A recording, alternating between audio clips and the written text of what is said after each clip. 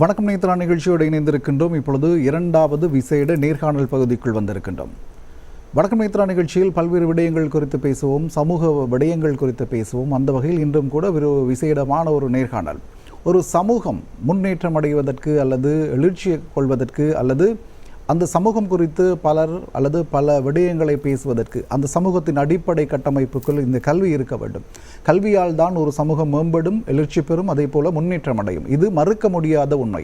அந்த வகையில் ஒரு சமூகத்தை கட்டியெழுப்புவதற்கு நீண்ட காலமாக கிட்டத்தட்ட 100 ஆண்டு காலமாக ஒரு சமூக மேம்பாட்டுக்காக ஒரு பாடசாலை செயல்படுகிறது என்பது ஒரு மகத்தான சாதனையாகவே பார்க்கப்படுகிறது. அவ்வாறான ஒரு கல்வி சமூகத்தைச் சேர்ந்த முக்கியமான ஒரு பிரஜை, ஒரு அதிதி இப்பொழுது கலையகம் வந்திருக்கின்றார். கொழும்பு 13 விவேகானந்தா கல்லூரி நூற்றாண்டை கொண்டாடுகிறது. அதற்கான ஒழுங்குகள் செய்யப்பட்டிருக்கின்றன. இந்த விடயங்கள் குறித்து பேசுவதற்காக கொழும்பு விவேகானந்தா கல்லூரியின் அதிபர் மூக்கப்பிள்ளை மூவேந்தன் அவர்கள் கலையகம் வந்திருக்கின்றார். வணக்கம் சார். வணக்கம். இப்பொழுது ஒரு பாடசாலை நூற்றாண்டை நோக்கி பயணித்துக் கொண்டிருக்கின்றது. நூற்றாண்டை கடக்கிறது. எதிர்வரும் மார்ச் மாதம் 24ஆம் தேதி அது ஸ்தாபக தினமாக இருக்கின்றது. இந்த பாடசாலையின் நூற்றாண்டு கால வரலாறு என்னவாக இருக்கின்றது? எங்கள் பாடசாலையை பொறுத்தவரையிலே கொழும்பு மத்திய பிரதேசத்தில் ஆரம்பிக்கப்பட்ட முதலாவது சைவ தமிழ் பாடசாலையாக இருக்கின்றது. சுவாமி விபுலானந்தரிட்டு என்ன கருவிலே உருவாகிய ஒரு அடிப்படைகளை எங்களது பாடசாலை வரலாற்று பெருமைகளை கொண்டிருக்கின்றது. அதாவது 1920ஆம் ஆண்டுகளில் எங்களது நாட்டில் அந்நியராட்சி தான் மேலோங்கி இருந்தது. அவ்வாறு அந்நியராட்சி மேலோங்கி இருந்த சந்தர்ப்பங்களில் தாய்மொழி கல்விக்கும் சைவ சமயத்திற்கும் எதிரான நிறைய செயல்பாடுகள் நடைபெற்றன. அந்த செயல்பாடுகளை விஞ்சி தமிழ் மொழியையும் அதே போன்று தாய்மொழியையும் அதே போன்று எங்களது சைவ சமயத்தையும் பேணி பாதுகாக்க வேண்டும் என்ற நோக்கத்தோடு மத்திய கொழும்பு பிரதேசத்திலே பிரதானமாக உருவாக்கப்பட்ட ஒரு பாடசாலை தான் எங்கள் பாடசாலை. இந்த பாடசாலை உருவாகுவதற்கு அடிப்படையாக அமைந்தது கொழும்பு விவேகானந்த சபை 1902ஆம் ஆண்டிலே உருவாக்கப்பட்ட கொழும்பு விவேகானந்த சபையின் அனுசரணையோடு தான் இந்த பாடசாலை ஆரம்பித்திருக்கின்றது. இவ்வாறு ஒரு பாடசாலையை ஆரம்பிக்க வேண்டும் என்ற எண்ணக்கரு சுவாமி விபுலானந்தர்ட்டு எண்ணத்தில் உருவாகினது. அந்த காலத்தில் இருந்த சூழ்நிலைகளை பொறுத்து தான் உருவாகி இருக்கின்றது. அவ்வாறு உருவாகின்ற போது 1920ஆம் ஆண்டில் அவர் யோசித்த அல்லது சிந்தித்த விடயம் 1924ஆம் ஆண்டு 4 ஆண்டுகளின் பின்னர் தான் அவரது கனவும் நனவாகி இருக்கின்றது. அதிலும் முதலாவது ஒரு சைவ தமிழ் பாடசாலையாக விவேகானந்த சபையின் அனுசரணையோடு எங்களது பாடசாலை ஆரம்பிக்கப்பட்டிருக்கின்றது. ஆரம்பத்தில் சுமார் 25 மாணவர்களோடு ஆரம்பித்த இந்த பாடசாலை அதன்பின் பொன் அருணாசலம் அவர்களின் புதல்வரான ஸ்ரீ மகாதேவன் என்பவரால் தான் பாடசாலை அந்த இடத்தில் நிலையாக வளர்த்தெடுக்கப்பட்டிருக்கின்றது. அவற்று பணிகள் இந்த பாடசாலை வரலாற்றிலும் மறக்க முடியாதவை. அப்போ அதைத் தொடர்ந்து எங்களது பாடசாலை மாணவர் எண்ணிக்கையிலையும் சரி, பௌதீக வளங்கள்லேயும் சரி, மனித வளங்கள்லேயும் சரி நிறைய வளர்ச்சிகளை தாண்டி நிறைய பரிணாமங்களை பெற்றிருக்கின்றது. அந்த வகையில் 1987ஆம் ஆண்டு விவேகானந்தா கல்லூரி ஒரு தேசிய பாடசாலையாக இலங்கையிலே அங்கீகரிக்கப்பட்டிருக்கின்றது. அவ்வாறு அங்கீகரிக்கப்பட்ட பின்னர் அரசாங்கத்தினால் நிறைய வளங்கள் பாடசாலைக்குள்ள உள்ளீடு செய்யப்பட்டிருக்கின்றன. அவ்வாறு உள்ளீடு செய்யப்பட்ட இந்த பாடசாலை தொடர்ச்சியாக வளர்ச்சியடைந்து வருகின்றது. இதுவரை 17 அதிபர்கள் அந்த பாடசாலையை நிர்வகித்திருக்கின்றார்கள். அவர்களது காலகட்டத்திலே அவர்களால் முடிந்த வகையில் என்ன செய்திருக்காங்கன்னு சொன்னால், பாடசாலையை கட்டியெழுப்புவதற்கு பாடசாலைக்கு கல்வி பணியாற்றி சென்றிருக்கின்றார்கள். நான் இந்த பாடசாலைக்கு வருகை தந்திருக்கின்ற 18வது அதிபர். அப்போ இந்த சந்தர்ப்பத்திலே நாங்கள் எங்களது பாடசாலையின் நூற்றாண்டை நோக்கி விரைந்து கொண்டிருக்கின்றோம். அவ்வாறு விரைகின்ற இந்த காலகட்டத்திலே எங்களை நேத்ரா டிவியில் எங்களது பாடசாலை தொடர்பாக எங்களது நூற்றாண்டு விழா தொடர்பாக அழைத்து ஒரு சில கருத்துக்களை பகிர்ந்து கொள்வதற்கு எங்களுக்கு ஒரு சந்தர்ப்பத்தை தந்திருக்கின்றீர்கள். ஆகவே அதற்காக நாங்கள் எங்கள் பாடசாலை சமூகத்தின் சார்பில் நன்றிகளை பாராட்டுகின்றோம். தொடர்ச்சியாக எங்களது பாடசாலை கல்வி சமூக பணிகளை தொடர்ச்சியாக முன்னெடுத்து வருகின்றது. அவ்வாறு முன்னெடுத்து வரும்போது கொழும்பு போன்ற ஒரு பிரதேசத்தில், அதாவது கொழும்பை நாங்கள் ஒரு வர்த்தக தலைநகரம் என்று நாங்கள் சொல்லுவோம்.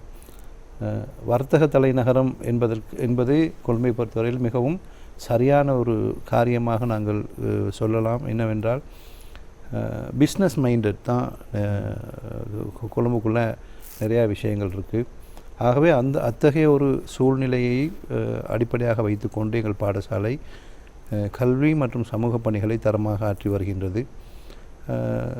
தரமான கல்விமான்கள், தரமான தொழிலதிபர்கள், தரமான மருத்துவர்கள், தரமான விளையாட்டு வீரர்கள், சொந்த தொழிலை செய்து தொழில் அதிபர்களாக உருவாக்கியவர்கள், கல்வி பணியாற்றுபவர்கள், கல்விமான்கள் அப்படின்னு சொல்லி பல்வேறு தரப்பினரையும் இந்த பாடசாலை இந்த நூற்றாண்டிலே வளர்த்திருக்கின்றது. சுமார் 35,000க்கும் மேற்பட்ட மாணவர்கள் இந்த பாடசாலையில் கற்று வெளியேறி சென்றிருக்கின்றார்கள்.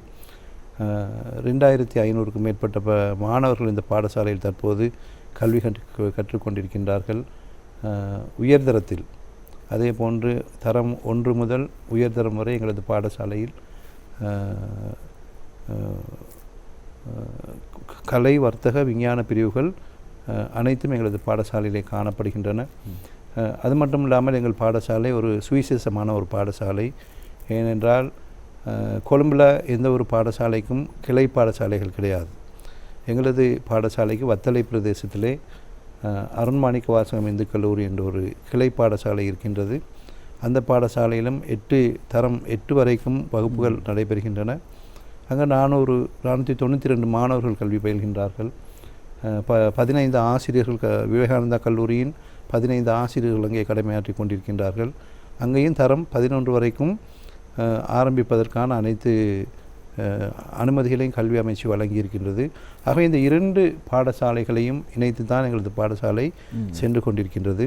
இப்போ கடந்த காலங்களில் புலமை பரிசில் பரீட்சையிலே 25 மாணவர்கள் பரீட்சையில் 8 புள்ளிகளுக்கு மேல் பெற்றிருக்கின்றார்கள். அது மட்டுமல்லாமல் 70 புள்ளிகளுக்கு மேல் 90% மாணவர்கள் பெற்று சாதனை படைத்திருக்கின்றார்கள். சாதாரண தரத்திலும் 78% மாணவர்கள் பாஸ் பண்ணியிருக்கிறாங்க. கடந்த வருடத்தில் 2 மாணவர்கள் மருத்துவ பீடத்தை நோக்கி சென்றிருக்கின்றார்கள். அப்போ இது எங்களது பாடசாலை விட்டு துரிதமான ஒரு வளர்ச்சியை காட்டி நிற்கின்றது. நாங்கள் விளையாட்டுத்துறையிலே அகில இலங்கை மட்டத்தில் பிடி ஸ்குவாட் போட்டியிலே அகில இலங்கை மட்டத்திலே நாங்கள் 3ஆம் இடத்தை பெற்ற ஒரு பாடசாலை. தலைமையில் மொழித்தின போட்டிகளிலே நாங்கள் வில்லுப்பாட்டு, நாட்டார் பாடல் போன்ற போட்டிகளிலே 3ஆம் வெண்கலப் பதக்கம் வென்ற ஒரு பாடசாலை. அதே போன்று குறுநாடக ஆக்கம் போட்டியிலே நாங்கள் தேசிய மட்டத்தில் தங்கப்பதக்கம் வென்று சாதனை படைத்திருக்கின்ற ஒரு பாடசாலை. உண்மையில் இந்த கல்வி என்பது ஒரு சூழலைகள், அது அந்த சமூகத்தை உருவாக்குகிறது என்று ஏற்கனவே சொல்லியிருந்தோம். உங்களுடைய கல்வி சூழல் இவ்வாறு அமைகிறது, பல சாதனைகளை செய்திருக்கிறது பாடசாலை என்பது பெருமிதமாக இருக்கின்றது. சரி, ஒரு பாடசாலை இவ்வாறு சிறந்த சாதனைகளுடன் முன்னோக்கி நகர்ந்து செல்வது, அதுவும் 100 ஆண்டு காலம் கடந்து செல்வதற்கு பல்வேறு அடிப்படைகள் இருக்கின்றன. அதிலும் உங்களுடைய பணி மகத்தானதாக இருக்கின்றது. இந்த நிலையில் இந்த பாடசாலை இவ்வாறு வெற்றிகரமான பாடசாலையாக இயங்குவதற்கு மனித வளம், பௌதீக வளம் முக்கியமானதாக இருக்கின்றது. உங்களுடைய பாடசாலையை பொறுத்தளவில் இந்த 2 வளங்களும் எவ்வாறு இருக்கின்றன? பாடசாலைக்கு ஆசிரியர் பற்றாக்குறை என்பது இலங்கையில் இருக்கின்ற எல்லா பாடசாலைகளையும் பிரதானமாக எதிர்நோக்கப்படுகின்ற மிக பிரதானமான ஒரு பிரச்சனை. இப்போ மனித வளங்களை பொறுத்தவரையில் போதுமான மனித வளங்கள் எங்கள்கிட்ட இல்லை. இருந்தாலும் இருக்கின்ற மனித வளங்களை நாங்கள் திறமையாக கையாளுகின்றோம். ஒரு சில சந்தர்ப்பங்களில் நாங்கள் தொண்டர் ஆசிரியர் சேவைகளை அல்லது வெளி பாடசாலை ஆசிரியர் சேவைகளையும் பெற்றுக்கொண்டு தான் உயர்தர வகுப்புகள்லாம் கற்பிக்க வேண்டியிருக்கின்றது. இப்போ உயர்தரத்தில் வணிக பிரிவை, உதாரணத்துக்கு வணிக பிரிவை நாங்கள் சொன்னோம்னா, வணிக பிரிவில் இருக்கின்ற எக்கனாமிக்ஸ் சப்ஜெக்டை தவிர பொருளியல் பாடத்தை தவிர்த்து ஏனைய பாடங்களுக்கு எங்களது பாடசாலையில் ஆசிரியர்கள் இல்லை. ஆனால் வணிகப் பிரிவில் தான் அதிகமான மாணவர்கள் 3A 2A அப்படின்னு ரிசல்ட்ஸ் எடுத்து யூனிவர்சிட்டி என்ட்ரன்ஸ் கடந்த ஆண்டு கிடைத்திருக்கின்றது. அப்போ எங்களுக்கு வெளியில் உள்ள ஆசிரியர்கள், தொண்டர் ஆசிரியர்கள், பழைய மாணவர்கள் இப்படின்னு சொல்லி கற்றல் கற்பித்தல் செயல்பாடுகளில் உதவி செய்கின்றார்கள். அப்போ அதன் மூலமாகத்தான் நாங்கள் அந்த அடைவுகளை பெற்றுக்கொள்ள முடிகின்றது. இன்னொன்று எங்களோட பாடசாலையில் கணித விஞ்ஞான பிரிவுக்கு ஆசிரியர்கள் இருக்கின்றார்கள். அப்போ அந்த பிரிவுகளும் திறனாக இயங்கி வருகின்றது. எங்கள்கிட்ட பிரச்சனை என்னென்னா அந்த செகண்டரி அப்படிங்கிறதுல முக்கியமான பாடங்கள் கணிதம், விஞ்ஞானம், சமூக விஞ்ஞானம் இந்த பாடங்களுக்கும் ஆசிரியர்கள் பற்றாக்குறை காணப்படுது. அதே நேரத்தில் சித்திரம், சங்கீதம், நடனம் போன்ற பாடங்களுக்கு கூட எங்களுக்கு ஆசிரியர் பற்றாக்குறை காணப்படுகின்றது. அப்போ இது ஒரு சவாலாகத்தான் பாடசாலை எதிர்கொள்கின்றது. ஆனாலும் பாடசாலை நல்ல பெறுபேறுகளை வழங்கி கொண்டு தான் இருக்கின்றது. உண்மையில் இந்த எல்லா வளங்களும் இருக்கும் பொழுது ஒருவர் சாதிப்பது பெரிய விடமல்ல. எதுவுமே இல்லாத நேரத்தில் சாதனையை செய்வது ஒரு மகத்தான. எதுவுமே இல்லை என்று சொல்லிவிட முடியாது. இருந்தாலும் கூட எங்கள்கிட்ட 100க்கு 70% வளங்கள் பாடசாலையில் இருக்குது. இப்போ பௌதிக வளங்களை பொறுத்தவரையில் எங்கள்கிட்ட ஒரு சில குறைகள் இருக்குது. இல்லை, இது இலங்கை கல்வியில் பாடசாலைகள் மத்தியில் நிலவரம் மிக பிரதானமான ஒரு விடயம். குறைகள் தொடர்ச்சியாக இருந்து கொண்டு தான் இருக்கின்றன. அந்த அந்த குறைகளை நாங்கள் நிறைகளாக மாற்றிக்கொண்டு பயணிக்க வேண்டிய ஒரு தேவை இருக்கின்றது. ஆமாம், ஒரு பாடசாலையை முன்னோக்கி கொண்டு செல்வதற்கு அபிவிருத்தி சங்கங்களுடைய பங்களிப்பு மிக முக்கியமானது. அதிலும் பெற்றோர்களுடைய பங்களிப்பும் மிக முக்கியமானது. உங்களுடைய பாடசாலையை பொறுத்தளவில் இதன் பங்களிப்புகள் எவ்வாறு இருக்கின்றன? இல்லை, எங்களது பாடசாலையை பொறுத்தவரை பாடசாலை அபிவிருத்தி சங்கம் மிக சிறப்பாக செயல்படுகின்றது. பாடசாலை அபிவிருத்தி சங்கத்தின் நிறைவேற்றுக்குழு உறுப்பினர்கள் பெற்றோர்களோடு நல்ல தொடர்புகளை பேணுகின்றார்கள், நிர்வாகத்தோடு நல்ல தொடர்புகளை பேணுகின்றார்கள். இதன் மூலம் வெளி வளங்களை எங்களுக்கு பாடசாலைக்கு பெற்றுக் கொடுப்பதோடு மாணவர் நலனை பிரதானமான ஒரு நோக்கமாக கொண்டு செயல்படுகின்றாங்க. இப்போ சில பாடசாலைகளில் அபிவிருத்தி சங்கம் அப்படிங்கிறது நிர்வாகத்துக்கு மிகப்பெரிய ஒரு தலையீடியாக அமைகின்ற சந்தர்ப்பங்களை நாங்கள் கண்டிருக்கின்றோம். ஆனால் எங்களது பாடசாலையை பொறுத்தவரை எங்களது பாடசாலை அபிவிருத்தி சங்கம் அவர்களது எல்லைக்குட்பட்ட மிக சிறந்த பணிகளை மாணவர் மற்றும் சமூக நலன் கொண்டு சிறப்பாக செய்து வருகின்றார்கள் என்றுதான் பெருமையோடு சொல்லிக்கொள்ள வேண்டும். ஆமாம், உண்மையில் ஒரு பாடசாலையின் நிர்வாகத்துக்கு அல்லது சிறந்த நிர்வாகத்திற்கு இவ்வாறான அமைப்புகள், சங்கங்களுடைய பங்களிப்பு மிக முக்கியமானது. அதே போல் பழைய மாணவர்களுடைய பங்கும் அளப்பரியதாக இருக்கிறது. அது எவ்வாறு இருக்கின்றது? அதே போல் இந்த பாடசாலையுடைய நிர்வாகத்தில் அல்லது இந்த பாடசாலையை முன்கொண்டு செல்வதில் உங்களுடைய எதிர்பார்ப்பு, நாங்கள் ஒரு பாடசாலையிடம் என்னென்ன விடயங்கள் எதிர்பார்க்கின்றோம் என்பதை தாண்டியும் ஒரு பாடசாலையின் முதல்வராக இருக்கின்றீர்கள். பாடசாலை நிர்வாகம் சமூகத்திடமிருந்து என்ன விடயங்களை எதிர்பார்க்கிறது? இப்படிதான் எங்களோட பாடசாலையை பொறுத்தவரையில் எங்களது பாடசாலை விட்டு முதுகெலும்பாக செயல்படுகின்றவர்கள் எங்கள் பாடசாலையின் பழைய மாணவர்கள் தான். இப்போ நான் இந்த பாடசாலையில் அதிபராக பொறுப்பேற்று 2.5 ஆண்டுகள் பூர்த்தியாகின்றன. இந்த 2.5 ஆண்டுகளில் நாங்கள் தீட்டிய திட்டங்கள், முன்னெடுத்து செல்கின்ற விடயங்கள் எல்லாமே பழைய மாணவர் சங்கத்தின் ஊக்குவிப்போடு தான் நடைபெறுகின்றது. பழைய மாணவர் சங்கங்கள் காலத்துக்கு காலம் இருந்த தலைவர்களோ அப்படி இல்லாட்டி காலத்துக்கு காலம் வந்து போகின்ற பழைய மாணவர் சங்கத்தின் நிர்வாகிகளோ பாடசாலை வளர்ச்சியை பிரதானமாக நோக்கமாக கொண்டு நிறைய விடயங்களை முன்னெடுக்கின்றார்கள். இப்போ நாங்கள் நூற்றாண்டை நோக்கி ஒரு சில விடயங்களை திட்டமிட்டு சென்ற போது பழைய மாணவர் சங்கத்தோடும் பாடசாலை அபிவிருத்தி சங்கத்தோடும் இணைந்து நாங்கள் திட்டங்களை முன்னெடுக்கின்ற போது எல்லா விதமான திட்டங்களுக்கும் அவர்கள் உதவி செய்தார்கள். இப்போ உதாரணமாக நாங்கள் பாடசாலை தேவைகளை பட்டியலிட்டு கொடுத்த போது அந்த தேவைகள் எல்லாத்தையும் என்ன செய்தாங்கன்னு சொன்னால் பழைய மாணவர்கள் ஒவ்வொரு தொகுதி மாணவர்களும் ஒவ்வொரு விடயத்தை பொறுப்பேற்றுக் கொண்டார்கள். பாடசாலை அபிவிருத்தி சங்கம் ஒரு விடயத்தை பொறுப்பேற்றுக் கொண்டது. இப்போ உதாரணமாக எங்களது பாடசாலை நூலகம் திருத்தப்பட வேண்டும், புனரமைக்கப்பட வேண்டும் அப்படின்னா அதுக்கு ஒரு 2 மில்லியனோட ஒரு பெட்ச் வந்துட்டாங்க. டான்ஸ் யூனிட் புனரமைக்கப்பட வேண்டும் அப்படின்னு கேட்கல அதுக்கு ஒரு 1.5 மில்லியனோட ஒரு பெட்ஜ் வராங்க. எங்களோட ஸ்கூலில் கரண்ட் பில் வந்து ஒரு மிகப்பெரிய பிரச்சனை. கிட்டத்தட்ட 230,000 அப்படி மந்த்லி கரண்ட் பில் ஒன்று வந்துடும். அப்போ இதுக்கு என்ன செய்தாங்கன்னு சொன்னால் ஒரு பெட்ஜ் வந்து சோலார் பவர் ப்ராஜெக்ட் ஒன்று பெரிய அளவில் கிட்டத்தட்ட நான் நினைக்கிறேன் அது ஒரு 8 மில்லியன் கிட்ட போகிற ஒரு ப்ராஜெக்ட். 8 மில்லியன் ரூபாய் ஸ்கூலுக்குள்ளே இந்த சோலார் பவர் ப்ராஜெக்ட் ஒன்று நடைமுறைப்படுத்தப்படுகின்றது. அப்புறம் விளையாட்டுத்துறை அப்படின்னு பார்க்கையில் அதுக்குள்ளே எங்கள் ஸ்கூலில் பெரிய இடப்பற்றாக்குறை நிறையவே இருக்கின்றது. ஆனாலும் இருக்கின்ற ஒரு சிறிய இடத்துல என்ன செய்யப்பட்டிருக்கு அப்படின்னு சொன்னால் ஒரு இன்டர்னல் ஹார்ட்பால் கிரிக்கெட் ப்ராக்டிஸ் பிட்ச் ஒன்று செய்யப்பட்டிருக்கு. அது ஒரு பெட்ஜ் ஒன்று பொறுப்பெடுத்துருக்குறாங்க. அப்போ அதே மாதிரி எங்களோட சயின்ஸ் லேப் என்ன செய்யப்படுதுன்னு சொன்னால் பொறுப்பெடுக்கப்பட்டிருக்கு. கிட்டத்தட்ட அதுக்கு ஒரு 2 மில்லியன் செலவழிச்சிருக்காங்க. கிரிக்கெட் பிச்சுக்கு 2.2 மில்லியன் செலவழிச்சிருக்காங்க. அதே மாதிரி ஒரு பெட்ஜ் என்ன செய்திருக்காங்க அப்படின்னு சொன்னால் எங்களோட ஆடிட்டோரியம் மெயின் ஹாலை ரிப்பேர் பண்ணுறதுக்கு நான் நினைக்கிறேன் கிட்டத்தட்ட 10 மில்லியன் 1 கோடி ரூபாய்க்கும் மேற்பட்ட ஒரு தொகையை அவர்களே திரட்டி செலவழித்து கொண்டிருக்கின்றார்கள். அப்போ இப்படி போகிற போக்குள்ள எங்களோட ப்ரைமரி செக்ஷன் வந்து கொஞ்சம் அந்த மாணவர்களுக்கு அந்த பாதை அமைப்புலையோ அப்படி இல்லாட்டி அழகுபடுத்துறதுலையோ கவர்ற விதமாக இல்லாமையோ இருந்த ஒரு சந்தர்ப்பத்தில் அதை ஒரு பெட்ஜ் வந்து எடுத்து மிகவும் ரம்மியமான ஒரு பிரதேசமாக மாற்றிருக்காங்க. அந்த ப்ரைமரி செக்ஷனுக்குள்ளே ஸ்மார்ட் கிளாஸ் ரூம் 3 உருவாக்குவதற்கு ஒரு பெட்ஜ் பொறுப்பெடுத்திருக்காங்க. அதில் ஒரு ப்ரொஜெக்ட் வந்து முடிச்சிட்டாங்க. அப்போ இப்படி என்ன செய்கிறாங்க அப்படின்னு சொன்னால் பெரிய வேலை திட்டங்களையும் முன்னெடுக்கின்றார்கள். அது மட்டும் இல்லாமல் ஆஃபீஸுக்கு ஒரு சேர் வேணும் அப்படின்னு கேட்டால் பழைய மாணவர்கள் அதில் பங்களிக்கின்றார்கள். அதை வாங்கிட்டு வந்து போடுறாங்க. ஸ்கூலுக்கு நோட்டீஸ் போர்டு ஒன்று இல்லை அப்படின்னு சொன்னால் அதில் 2-3 பேர் சேர்த்து அதை கொண்டு வந்து போடுறாங்க.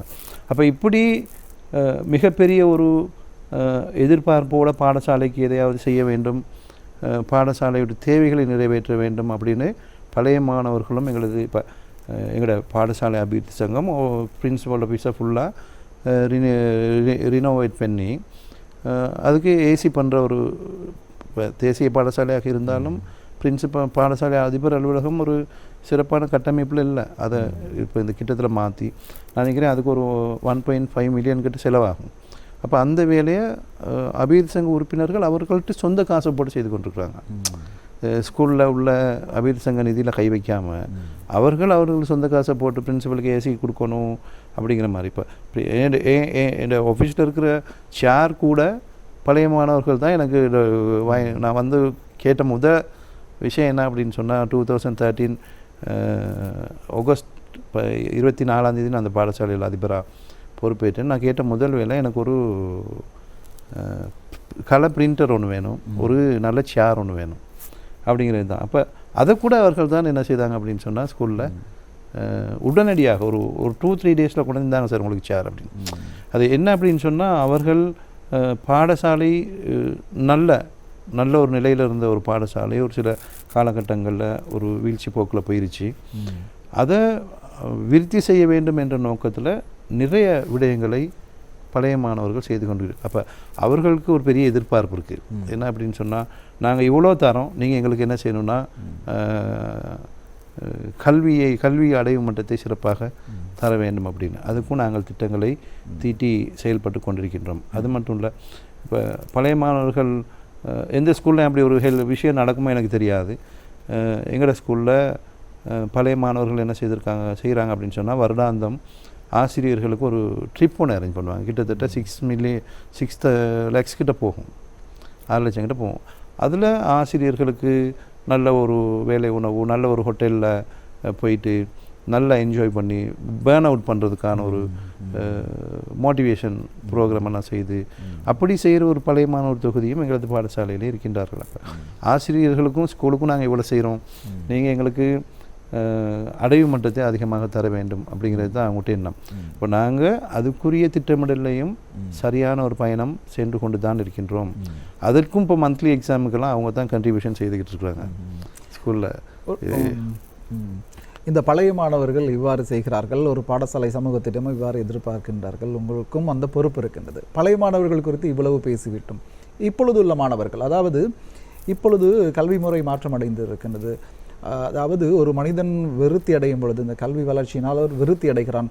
அவ்வாறு அவருடைய விருத்தியின் பொழுது ஒரு சிக்கல் எழுகிறது. குறிப்பாக இந்த பாடசாலை சமூகம் என்று எடுத்துக்கொண்டாலே இந்த மனித உரிமை மீறல் தொடர்பான விடயங்கள் தலை தூக்குகின்றன.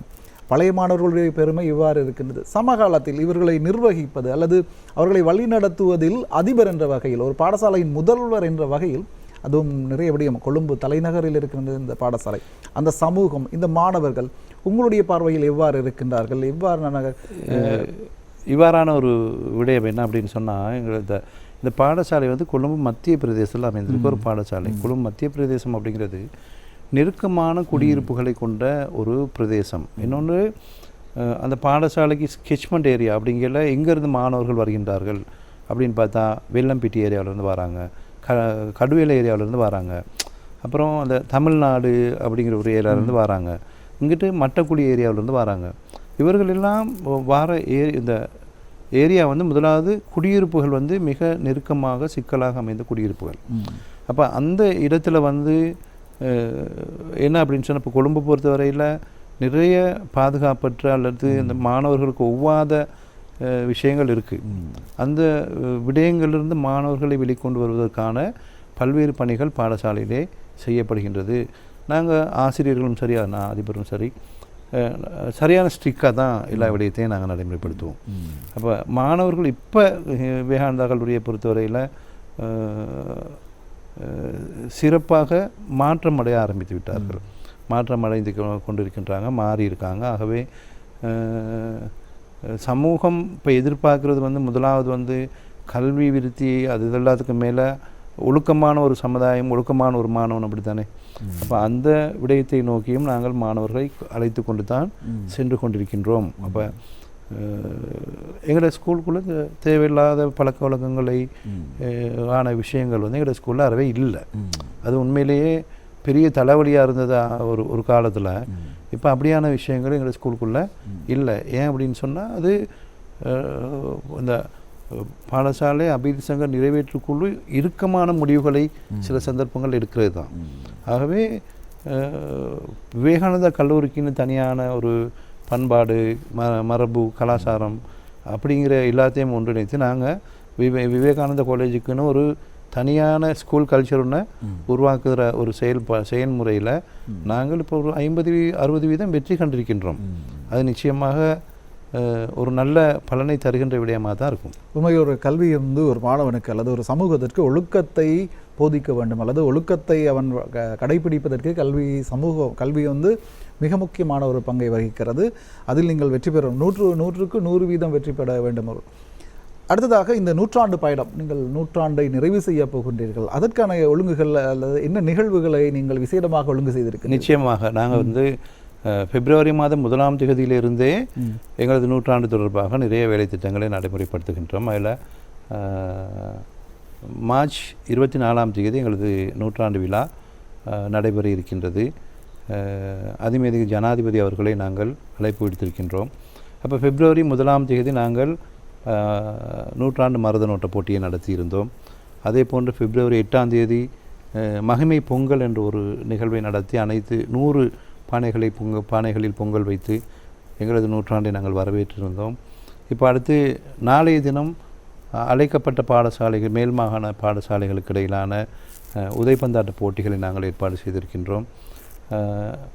மார்ச் மாதம் 3ஆம் தேதியும் 4ஆம் தேதியும் தமிழ் திறன்கான் போட்டிகளை ஏற்பாடு செய்திருக்கின்றோம். 8ஆம் தேதி 9ஆம் தேதி திருப்பி எங்கள் பாடசாலையில் புத்தாக்க கண்காட்சி ஒன்று நடைபெற இருக்கின்றது. 21ஆம் தேதி பழைய மாணவர்களாலும் பாடசாலை சமூகத்தாலும் ஏற்பாடு செய்யப்பட்டிருக்கின்ற நடைபவனி நடைபெற இருக்கிறது. பாடசாலை முன்றலிலிருந்து ஏர்ஃபோர்ஸ் மைதானம் வரைக்கும் நாங்கள் நடைபவனியை ஏற்பாடு செய்திருக்கின்றோம். அந்த நடைபவனி முடிவடைந்த பிறகு ஒரு இசை நிகழ்ச்சியும் காணிவல் கொண்டாட்டங்களும் ஏர்ஃபோர்ஸ் மைதானத்தில் நடைபெற இருக்கின்றது. அடுத்து 22ஆம் தேதி மார்ச் மாதம் 22ஆம் தேதி எங்களது பழைய மாணவர்கள், பல மூத்த ஆசிரியர்கள் இவர்கள் எல்லோரையும் பாடசாலை கலைத்து பேக் டு ஸ்கூல் அப்படிங்கிற ஒரு நிகழ்வை நடத்த இருக்கின்றோம். 23ஆம் தேதி கலை நிகழ்வுகளின் தொகுப்பாக பழைய மாணவர்கள், present students and past students இணைந்து கலை சங்கமம் என்ற ஒரு நிகழ்ச்சியை நடத்தி இருக்கின்றோம். அதனை தொடர்ந்து 24ஆம் தேதி மகுடம் சூட்டும் விழாவாக நாங்கள் நூற்றாண்டை கொண்டாட இருக்கின்றோம். அதில் பாடசாலையின்காக ஒரு அதுவும் பழைய மாணவர்கள் தான் ஏற்பாடு செய்திருக்கின்றார்கள். பழைய பாடசாலைக்காக ஒரு நாணய குற்றியை வெளியிடுறது, அதே மாதிரி தபால் தலை ஒன்று வெளியிடப்பட இருக்கின்றது. விவேகானந்தம் 100 என்ற ஒரு நூல் வெளியிடப்பட இருக்கின்றது. அதே போன்று 100 மாணவர்களுக்கு பாடசாலையில் சிறப்பான சாதனை புரிந்த 100 மாணவர்களுக்கு பரிசளிப்பு விழா நடைபெற இருக்கின்றது. இவை அனைத்தும் நூற்றாண்டை ஒட்டி எங்களது பாடசாலை நடைபெறும். ஜனாதிபதி அவர்களை எவ்வாறாயினும் அழைத்து விட வேண்டும் என்ற ஒரு ஆவலோடு பல்வேறு முஸ்தீபுகளில் ஈடுபட்டிருக்கின்றோம். அவர் எங்களது அழைப்பை ஏற்றுக்கொள்வார் என்று முழுமையாக நம்புகின்றோம். அதே போன்று எங்களது மாண்புமிகு கல்வி அமைச்சர் பிரதமருமான ஹரிணி அமரசூரிய அவர்களும் நிச்சயமாக வருகை தருவார்கள் என்று நாங்கள் எதிர்பார்க்கின்றோம். 25ஆம் தேதி நாங்கள் ஒரு நன்றி நவலும் விழாவோடு எங்களது நூற்றாண்டு கொண்டாட்டங்களை நிறைவேற்ற இருக்கின்றோம். உண்மையில் ஒரு பெரிய விடயம். ஒரு சமூகத்தை கட்டியெழுப்பும் ஒரு பாடசாலையை நிர்வகிப்பது என்பது மிக பொறுப்பு வாய்ந்த ஒரு விடயம். அந்த பொறுப்பை நீங்கள் ஏற்றிருக்கின்றீர்கள். உங்களுடைய பணி சிறக்க நேத்ரா குடும்பம் சார்பாக வாழ்த்துகின்றோம். ஒரு சமூகத்தை கட்டியெழுப்பும் பொறுப்பு உங்களிடம் இருக்கின்றது. அந்த வகையில் கொழும்பு விவேகானந்த கல்லூரி நூற்றாண்டை கொண்டாடுகிறது. அதற்காக அதன் பெருமைகளை நாங்கள் பேசியிருந்தோம். அந்த வகையில் நேரடியாக கலையம் வந்து பல்வேறு விடயங்களை பகிர்ந்து கொண்ட பாடசாலையின் அதிபர் மூக்கப்பிள்ளை மூவேந்தன் அவர்களுக்கு நாங்கள் மீண்டும் நேத்ரா குடும்பம் சார்பாக நன்றிகளை தெரிவித்துக் கொள்கின்றோம். நன்றி. பிரதானமாக எங்களது பாடசாலையின் நூற்றாண்டு விழா தொடர்பாகவும் பாடசாலையின் இயக்கம் தொடர்பாகவும் சிறந்த கருத்துக்களை எங்களுக்கு பகிர்ந்து கொள்வதற்கு வாய்ப்புகளை தந்து உதவிய நேத்ரா தொலைக்காட்சிக்கும் தேசிய தொலைக்காட்சியின் பிரிவினர்களுக்கும் எங்கள் பாடசாலை சமூகத்தின் சார்பில் பாடசாலை அதிபர் என்ற வகையில் எனது மனமார்ந்த நன்றிகளை தெரிவித்துக் கொள்கின்றேன். அந்த வகையில் இன்றைய வணக்கம் நேத்ரா நிகழ்ச்சியையும் நாங்கள் இத்துடன் நிறைவு செய்து கொள்ளலாம். மீண்டும் மற்றும் ஒரு நிகழ்ச்சி சந்திக்கலாம். இன்றைய நிகழ்ச்சியின் தயாரிப்பாளராக இருந்த தனஞ்சயனுக்கு நன்றி கூறிக்கொண்டு ஏனைய தொழில்நுட்ப கலைஞர்களுக்கும் நன்றி கூறிக்கொண்டு விடைபெறுகிறோம். மீண்டும் மற்றும் ஒரு நிகழ்ச்சியில் சந்திக்கலாம். நன்றி, வணக்கம்.